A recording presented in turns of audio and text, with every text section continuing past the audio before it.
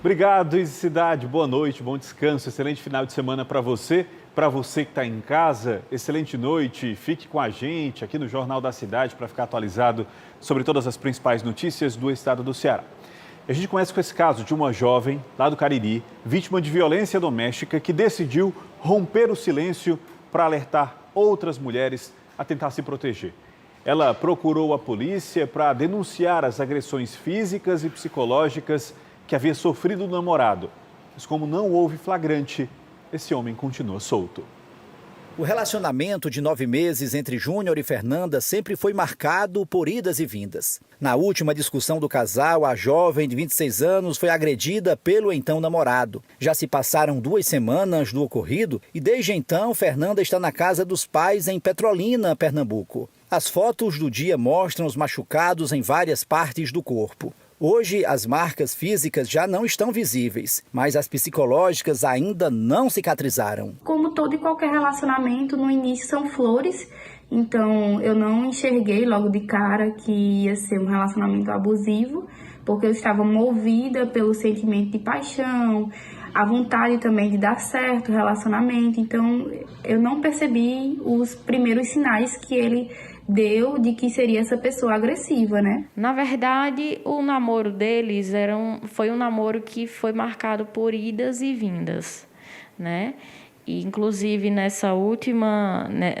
última vez, ele foi até a cidade dela com flores, pedindo para reatar. Além de fazer um boletim de ocorrência na delegacia, Fernanda usou as redes sociais para tornar o caso público e alertar outras mulheres. Muita gente me questionando se eu estou bem e como é que está o andamento.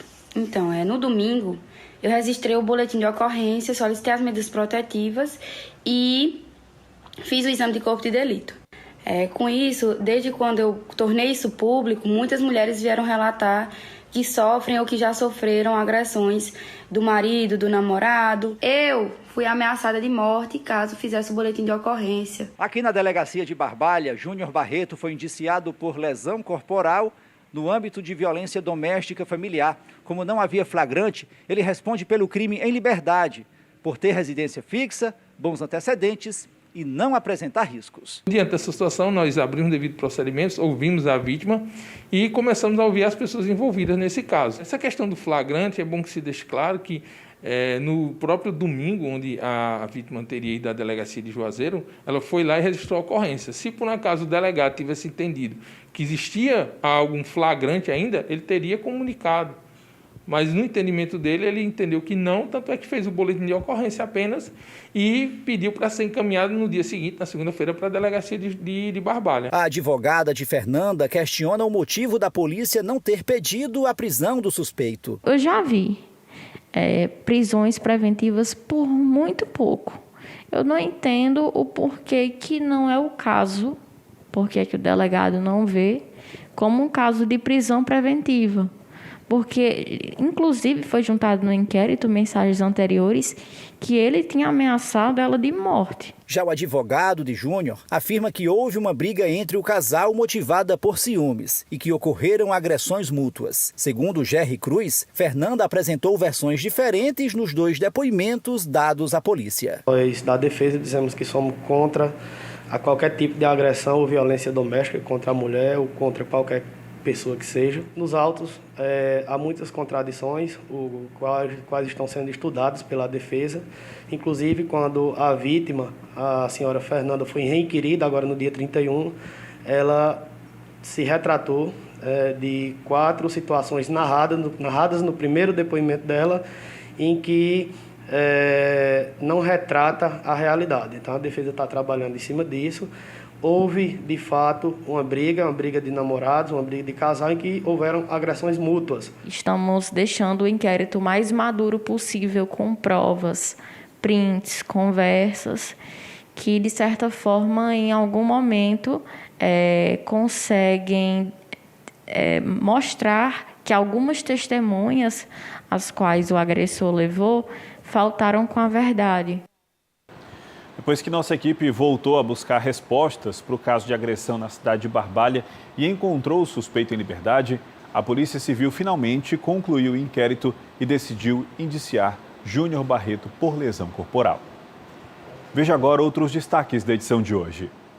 Camilo Santana avisa que Ceará não vai ter ponto facultativo no Carnaval. E crianças de Fortaleza passam a ser vacinadas contra a Covid, também com Coronavac.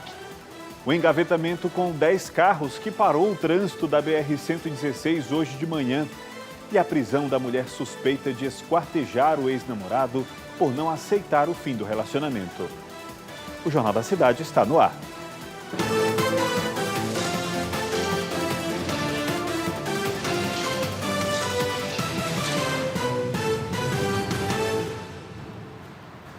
O cantor Wesley Safadão e mais 3 pessoas foram denunciados pelo Ministério Público do Ceará por corrupção passiva e peculato no caso de fura-fila da vacina contra a Covid-19.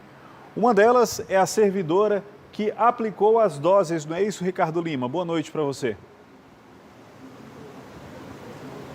Boa noite, Alexandre. É isso mesmo, viu? A servidora da Secretaria Municipal de Saúde, Jeanine Maria Oliveira e Silva, também vai responder por peculato, corrupção passiva privilegiada. Ela, o cantor Wesley Safadão, a esposa dele, Tiane Dantas, e a assessora musical Sabrina Tavares Brandão. Eles foram denunciados pelo Ministério Público do Estado do Ceará através do grupo de trabalho da Covid-19. Tudo isso aconteceu um dia depois que a Justiça determinou a reabertura do processo de investigação que estava em curso, mas que havia sido paralisado por força de um habeas corpus impetrado pela defesa do cantor Wesley Safadão. A gente lembra que esse processo aí ele é encabeçado por 8 integrantes do Ministério Público do Estado do Ceará, que tem como objetivo punir, as pessoas envolvidas nesse caso, que ficou famoso, conhecido em todo o Brasil, quando o cantor, a esposa e a assessora furaram a fila da vacinação, não observando a programação do calendário vacinal. Eles fizeram isso, foi tudo para as redes sociais, e um dia depois o Ministério Público do Estado determinou que a Polícia Civil abrisse o inquérito para apurar a conduta do cantor, das pessoas ligadas a ele e também da agente de saúde, da técnica que acabou aplicando as doses, Alexandre. Ok, Ricardo, obrigado pelas informações. Ainda falando sobre imunização, a partir deste fim de semana, as crianças de Fortaleza também irão receber doses da Coronavac. Até agora, a capital já aplicou quase 50 mil vacinas no público dos 5 aos 11 anos. Este é o Jorge. Mais para frente que ele, desconheço. O garotinho de apenas 7 anos veio tomar vacina contra a Covid-19 e aproveitou o momento para divulgar seu canal. Mas o assunto mesmo era a vacina. Fala aí, figura. Meu nome é Jorge Ernesto Machado Prado. Eu tenho um canal no YouTube, se inscreve lá, deixa o like. Pra mim eu tô sonhando, que eu tô esperando há muito tempo que eu acho que quando eu tomar a vacina eu vou acordar desse sonho. Assim como o pequeno e famoso Jorge, milhares de crianças se imunizaram nesta sexta-feira no Centro de Eventos do Ceará. Tinham alguns com muito medo da agulha, mas o próprio Jorge disse que não tinha medo não. Eu não tenho medo, hoje eu não tenho mais não. A Prefeitura de Fortaleza iniciou a imunização de crianças a partir de 6 anos com vacinas da Pfizer e também a Coronavac. A decisão ocorre após a aprovação da diretoria colegiada da Anvisa. Para este público, a dose aprovada da imunização é a mesma, utilizada para adultos, 0,5 ml no intervalo de 28 dias entre a primeira e a segunda dose. Nós teremos a Pfizer pediátrica e a Coronavac sendo aplicada esse final de semana no município de Fortaleza. Os 2 tipos de imunizantes estão disponíveis nos centros de vacinação da capital. Até o momento, quase 50 mil crianças de Fortaleza já receberam a primeira dose da vacina. Lembrando que, para isso, é necessário que os pais realizem o cadastro dos pequenos pela internet. O cadastro é feito através do site Saúde Digital. Dylan é outro que recebeu o certificado de coragem com muita tranquilidade.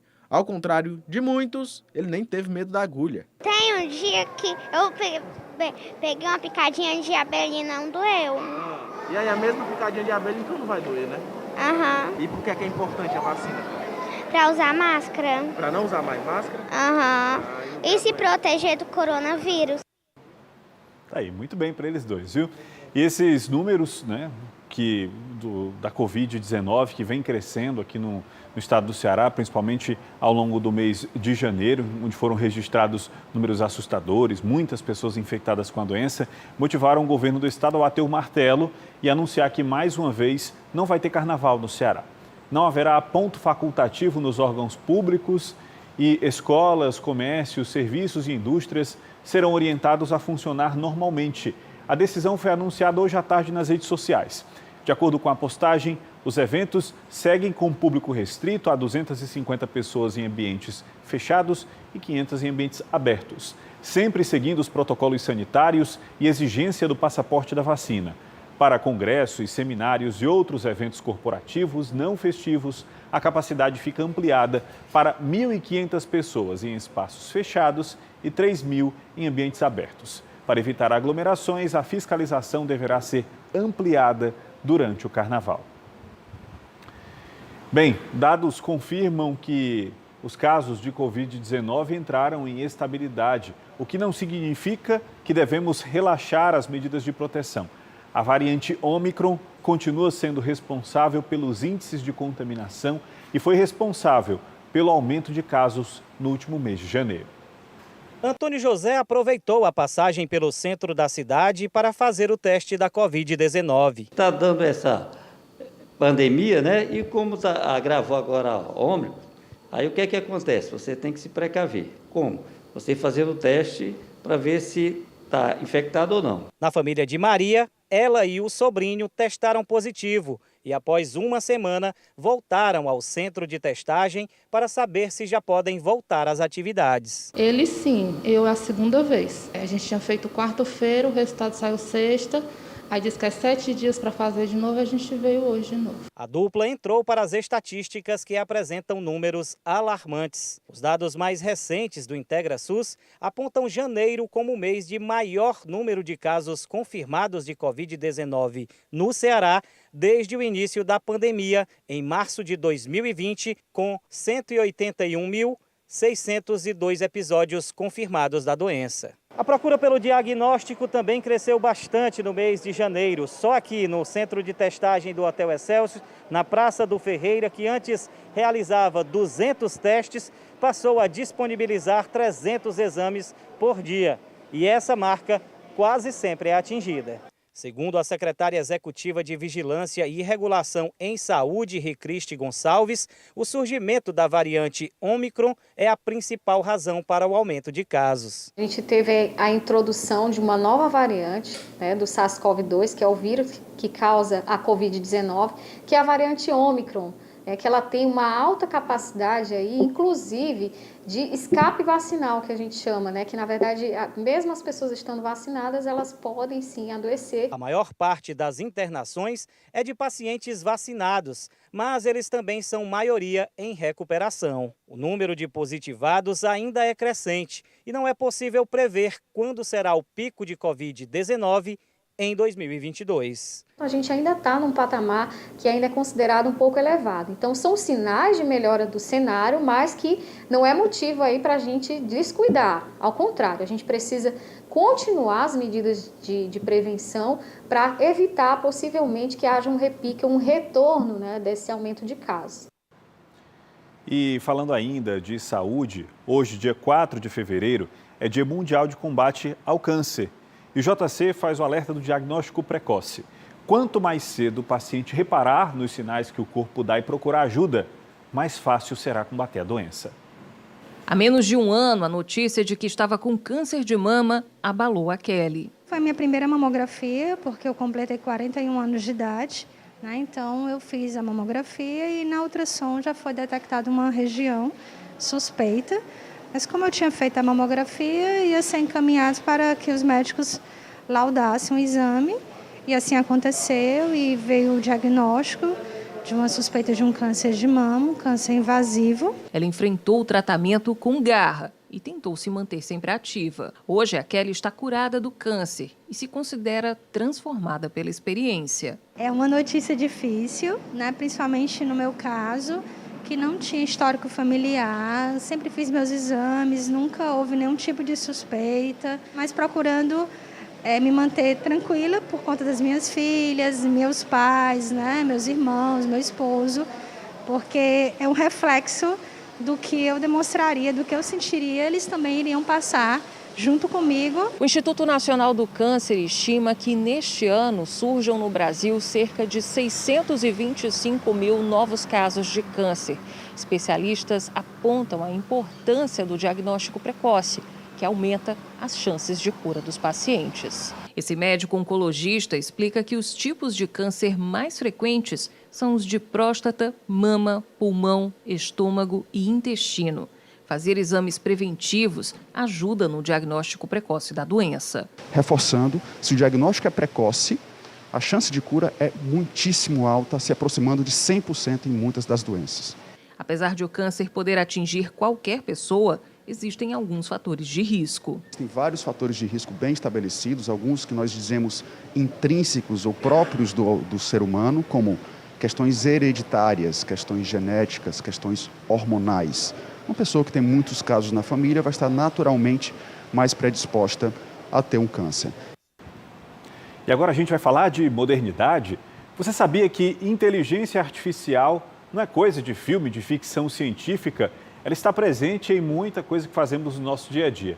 E o Ceará é um polo de desenvolvimento desse tipo de tecnologia e está sediando um evento internacional de inteligência artificial. E esse foi o tema da conversa que eu tive com o presidente do Instituto Iracema Digital e que hoje, às 8h15 da noite, estará disponível no portal GC+, no YouTube. Confira um trecho da entrevista. A gente está aqui hoje para falar sobre inteligência artificial. Aí quem está do outro lado aí nos assistindo, muitas vezes pensa, tanto problema para a gente resolver na nossa vida, tanta coisa. Esses aí estão falando de coisa de ficção científica, inteligência artificial. Mas, Ricardo, isso hoje faz parte do nosso dia a dia, do nosso presente, da nossa rotina, da nossa vida, não é? Inteligência artificial já está em todo canto. É verdade. A inteligência artificial é a tecnologia mais disruptiva que talvez gere as maiores oportunidades e gera também ameaças, né? Porque ela é tão potente que pode substituir muitas tarefas feitas hoje pelo ser humano. Muitas tarefas repetitivas, enfadonhas, cansativas, né? Elas serão beneficiadas. Porém, ela é capaz de entender, de falar, de substituir a inteligência humana, né? Isso é uma questão que leva até a problemas de ética, né? Porque ela pode distorcer, ela pode entender mal. Então, a gente conversar sobre inteligência artificial aqui no Ceará é um espaço muito oportuno para conversar. Fora do Ceará, fora do Brasil, o mundo já enxerga o nosso estado de uma forma diferente? Ou a gente ainda precisa mostrar ainda mais que o Ceará realmente está se tornando uma grande potência em tecnologia e em comunicação? A gente precisa mostrar mais. Então, o Iracema Digital começou com uma mensagem muito importante, que era que a gente criar a vitrine do Ceará. Pernambuco começou da nossa frente há uns 25 anos atrás, criou o Polo de Tecnologia de Pernambuco, né? E tem hoje milhares de pessoas trabalhando lá e fez muitos projetos para grandes empresas e para o governo federal e aparentemente está na nossa frente. Mas hoje o Ceará está se tornando um polo de startups fantástico, tá certo? A gente nós temos uma comunidade aqui chamada Rapadura Vale, que é muito interessante. Um dia você podia conversar com eles, tá certo? Estava até conosco hoje, membros da Rapadura Vale, num desses eventos, que congrega essas startups e a gente hoje está muito bem posicionado. O Ceará já é um centro de referência em startups, em inovação.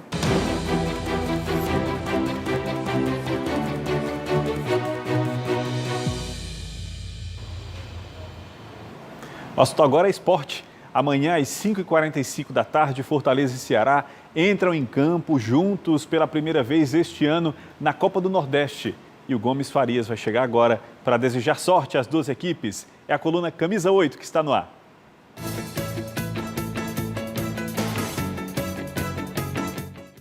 Eu costumo dizer que quando Ceará e Fortaleza se defrontam, se encontram, jogam, que muda, estanca a vida normal da quinta maior capital do Brasil, que é nossa Fortaleza. E é uma verdade. Se você, na hora do jogo, der uma volta pela cidade, você vai perceber que parece uma cidade deserta. Não vê movimento de carro, não vê nada. É porque todas as atenções, naquele momento, estão voltadas para o Castelão ou para o local onde os dois se defrontam. Ceará e Fortaleza representam a força máxima do futebol cearense e agora, graças a Deus, também da região do Nordeste brasileiro. São as duas maiores potências do Nordeste brasileiro. Vamos torcer então para que tenhamos um belo espetáculo, um grande jogo e que no final a vitória fique com aquele que merecer, que jogar melhor, que souber aproveitar as oportunidades. Sucesso para os dois.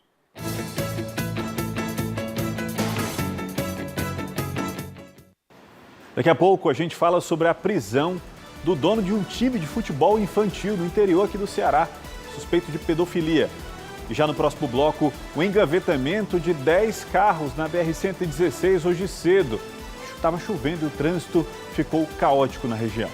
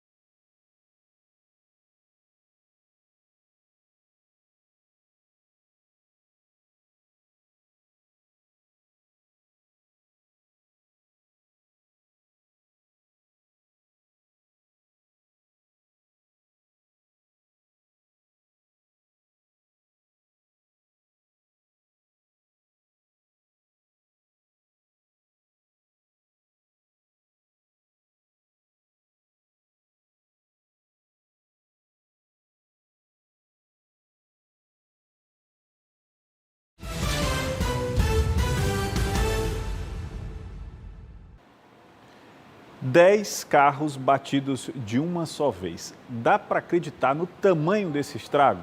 Pois é. Isso aconteceu hoje cedo na BR-116 aqui em Fortaleza e nossa equipe esteve lá.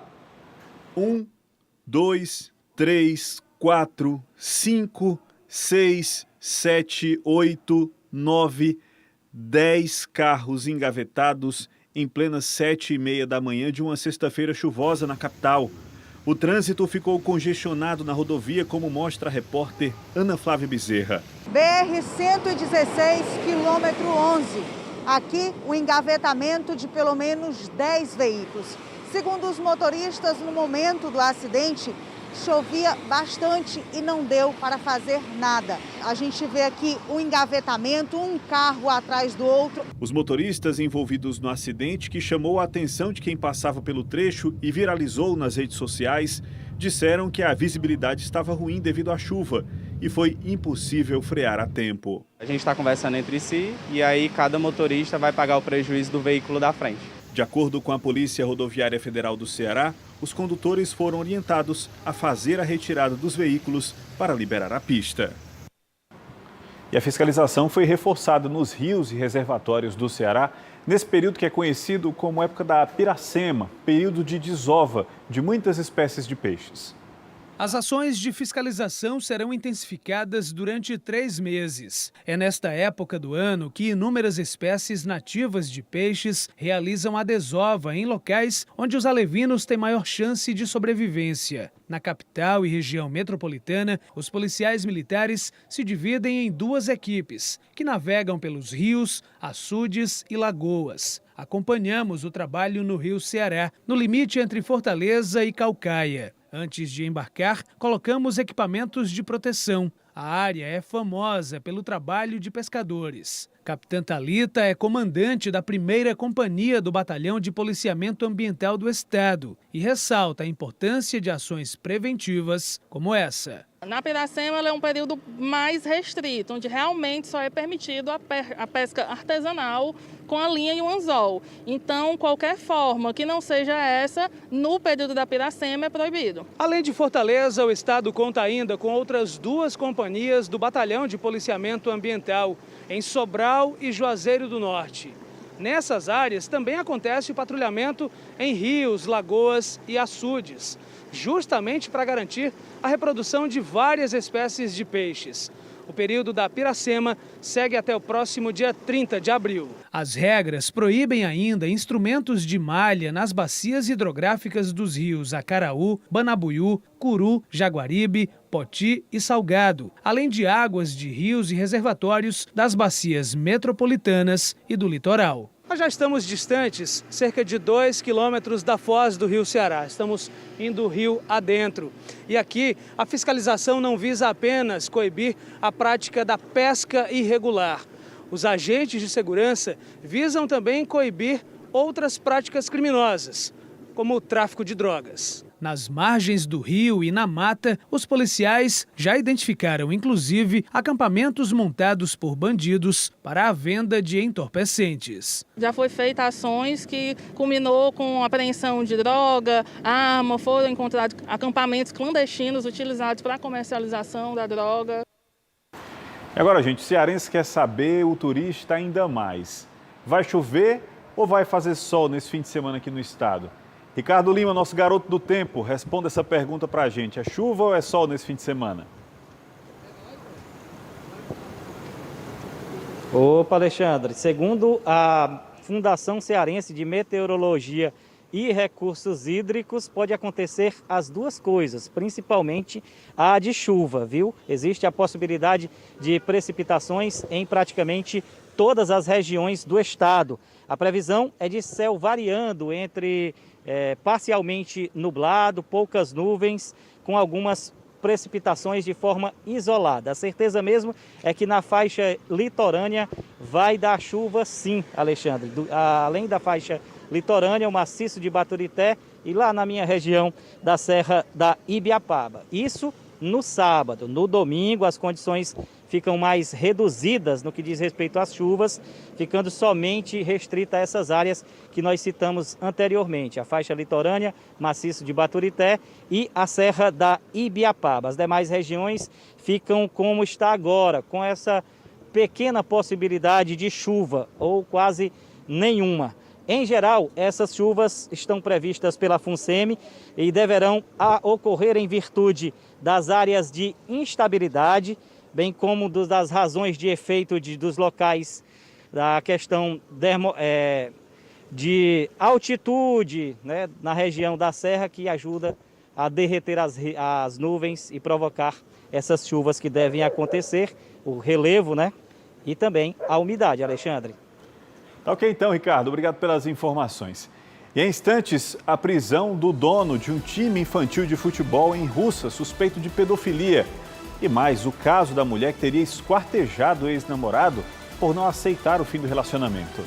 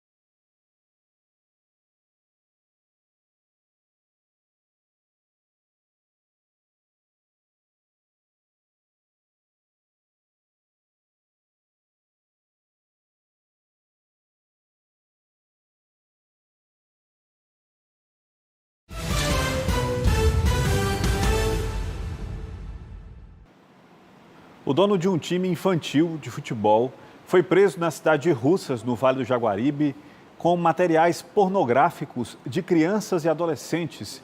Ricardo Lima, como é que a polícia chegou até esse homem?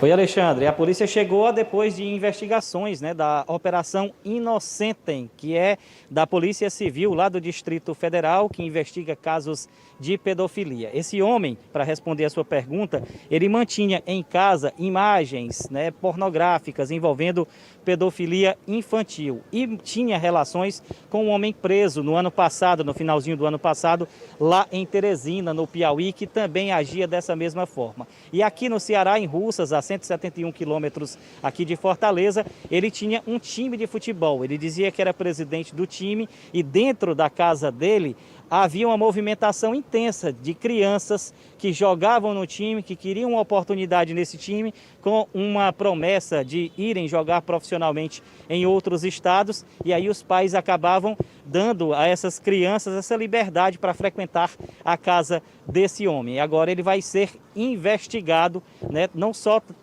por manter esse material pornográfico, mas também por abusar sexualmente dessas crianças, viu, Alexandre? Ok, Ricardo, obrigado pelas informações.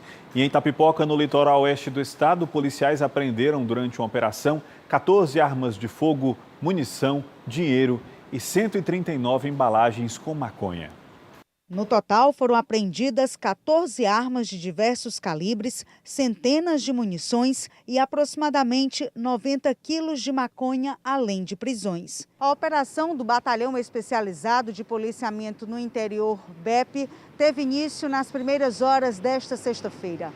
Todo o material apreendido estava escondido em uma fazenda na localidade de Mucambo de Baixo, zona rural do município de Itapipoca. 6 suspeitos foram capturados, 2 deles com antecedentes criminais. A ocorrência foi trazida para a Divisão de Combate ao Tráfico de Drogas. A operação foi desencadeada após denúncias anônimas serem confirmadas pelo trabalho de inteligência realizado pela polícia.